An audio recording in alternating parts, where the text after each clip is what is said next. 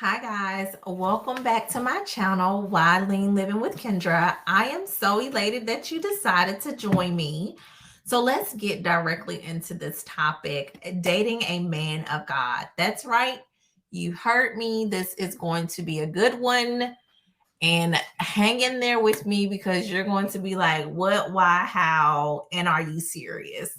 So I'm going to start by saying this. This gentleman was very, very nice, charismatic.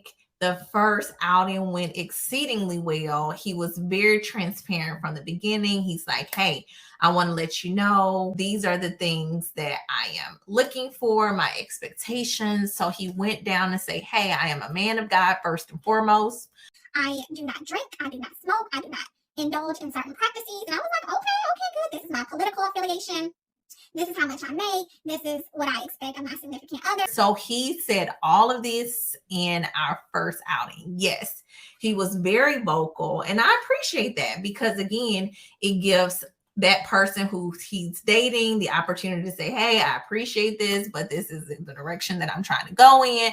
But for me, it aligned to everything that I was looking for. So on paper, I'm like, check, check, check, check, check. Yes, okay, let's go. And also, he made a comment. So the last thing on his list was like, hey, I am not, he was like, hey, I am not going to have sex before marriage. And I'm like, okay, this is new for me because typically it's me giving that blanket statement, hey, this, that, and the third, I'm not doing this. So I just want you to be very much so aware of it. And if you don't want to move forward, I understand. So having someone else to say this is their stance, it was quite refreshing. And I was like, oh, okay. And furthermore, it was within the first 2 weeks. And my whole position, anybody can say and do anything within the first 2 weeks because you have these rose colored lenses as if they're great, it's wonderful. So I take everything with a grain of salt the first 2 weeks. It's like, yeah, we'll see how this goes, right? So fast forward to our fifth date. So we got there, nothing was awry until it was. He took me to one of those seafood places where you have to kind of eat with your hands. So crabs and crawfish and all of this, they have a little bucket. So he told me the venue. I researched and I was like, oh, let me dress down.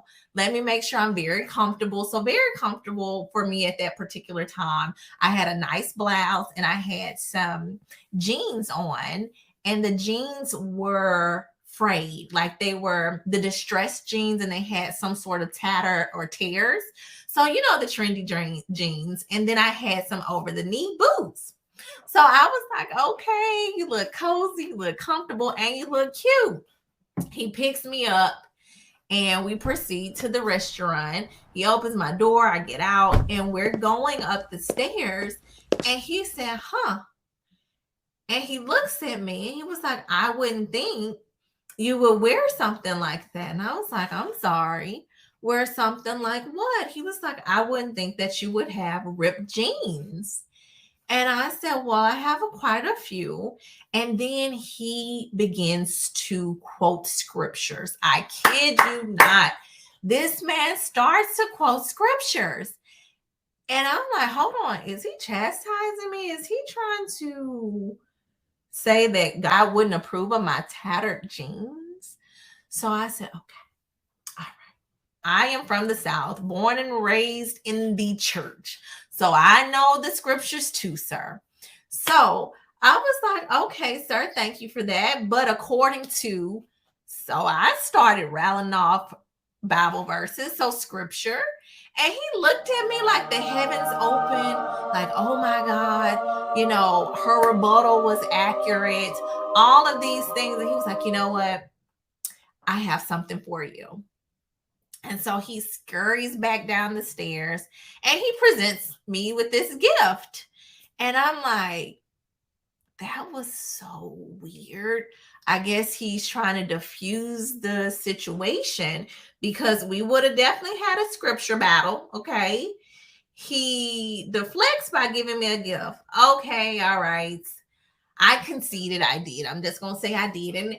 And I forgot about it after that because I'm like, that was odd. In the middle of us having a scripture battle, he presents me with this gift. So, I guess we're good.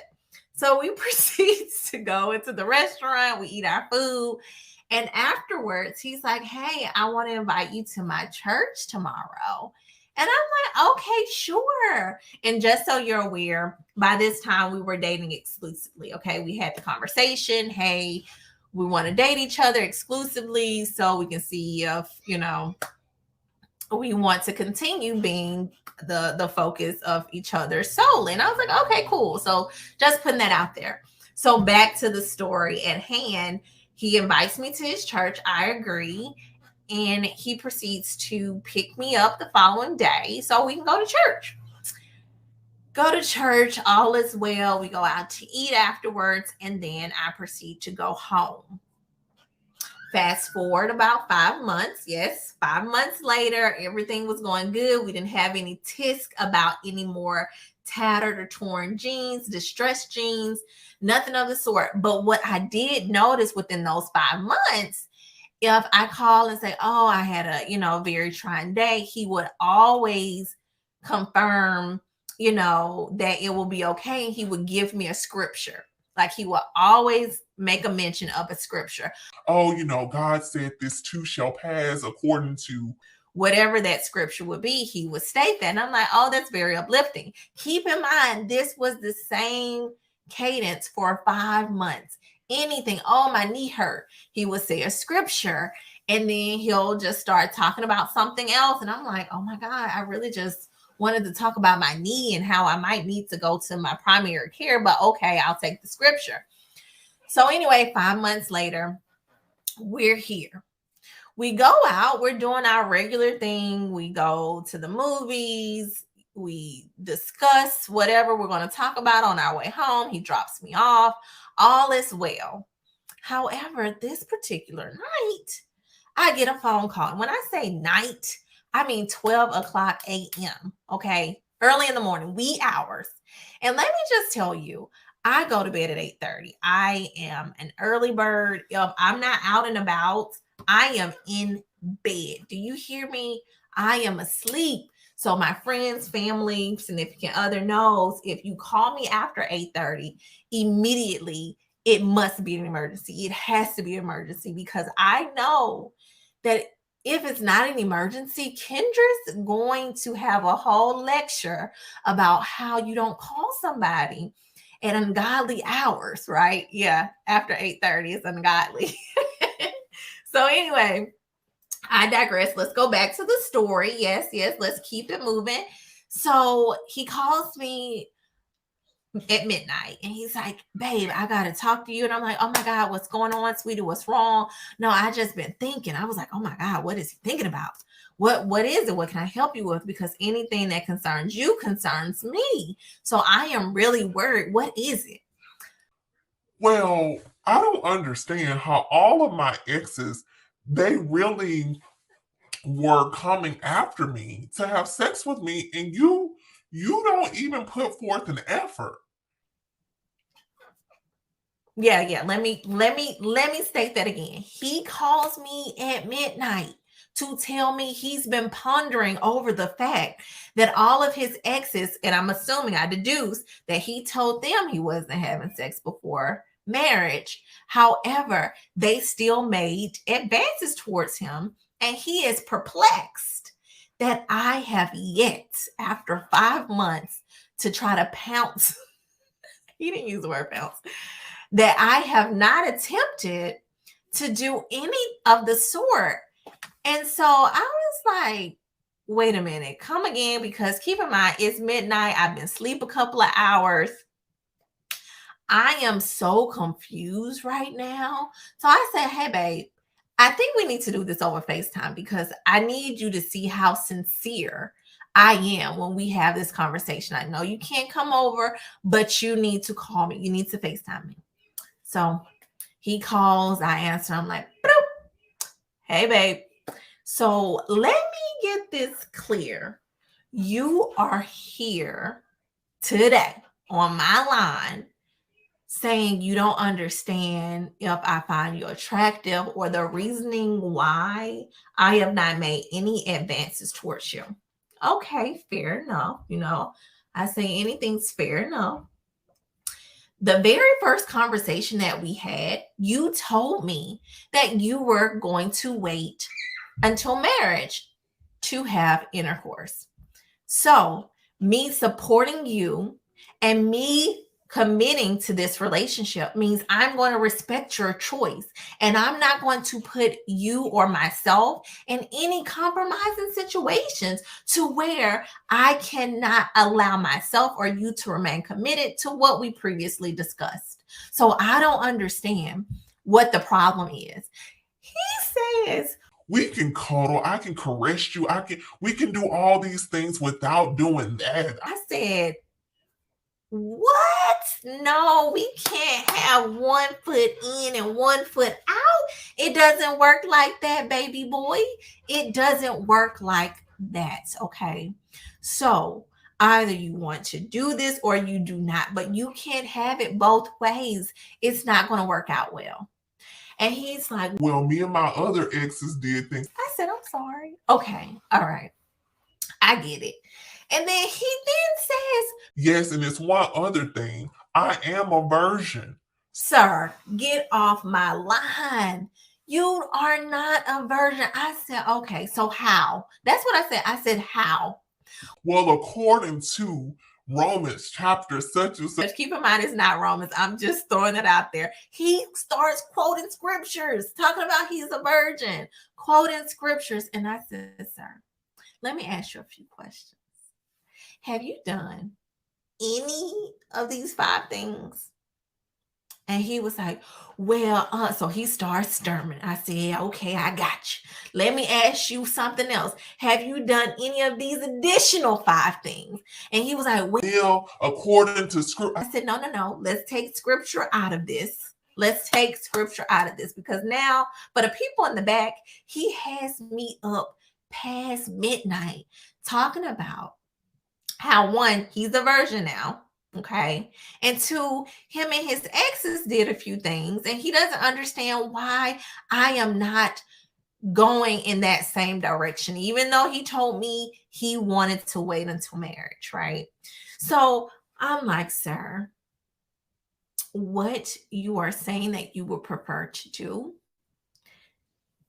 in action doesn't align with your words. So you cannot go one way and try to pretend to be another way. It is not going to work. So he was like, well, I strongly believe that you can still do other things without compromising who you are with God. And yes, I am still very much so a virgin. I said, okay, all right. So I think you should go to your pastor and have him to weigh in on what virginity means and how that relates to scripture. The gentleman who we've been seeing when we go to church, and he was like, who? I said, the guy who pastors XYZ church, the one that you go to, the one that you invited me to. Oh, that's not my church. Oh, wait a minute. Come on with it. Come on, give me all the details. Not only do you want to have sex, you've been taking me to a church that's not your church. You didn't wait. So yes, ladies and gentlemen, 1, this man wanted to have sex, even though he said he wanted to wait till marriage. He was a virgin, but he wanted to do some extra other things while the waiting period got to where it needs to be. Let me tell you something. Let me wrap this thing up, okay? Let me just wrap it up. So this man of God had all of what he didn't do. And lo and behold, it had not aligned to what he had actually been doing. And furthermore, let me tell you, I am a researcher by nature. He talks about his exes quite in detail. So one day I just Googled her, because his most recent ex was an author. I Googled her, the book she wrote about, y'all. It was about him. Okay. And then I started researching some more. She has a YouTube channel dedicated to this man about what she had to go through. I said, I can't do it. I'm not going there. This is insane. So let me just tell y'all this. So I did look at a snippet of what this woman said. This man had her moving her stuff, moving states over, not one state, multiple states to be with him. She moved, quit her job. And then when she got here, he said, it ain't gonna work out. oh, it took me out, dear God. What? I was like, dear God, man of God, I can't do it. This is a lot. It's just, it was too much. So for those of you who's straddling the fence, going back and forth with someone who knows scriptures, who knows all about the ins and outs, or in church sun up, sun down, you need to ask the question, what are they hiding? Who are they? Who are they? Yes, you can be a child of God, a woman of God, a man of God, one of integrity, but please stand by your word. Please, you have to make sure your words align with your actions. And if they do not, baby, go to the Lord in prayer. You need to figure out that thing, then come on back to the dating scene. Because until you do that, you are going to be deceiving not only yourself, but you're going to attempt to deceive others. And that's not okay. So this is Wildly Living with Kendra. Thanks for tuning in and stay tuned for more. Bye.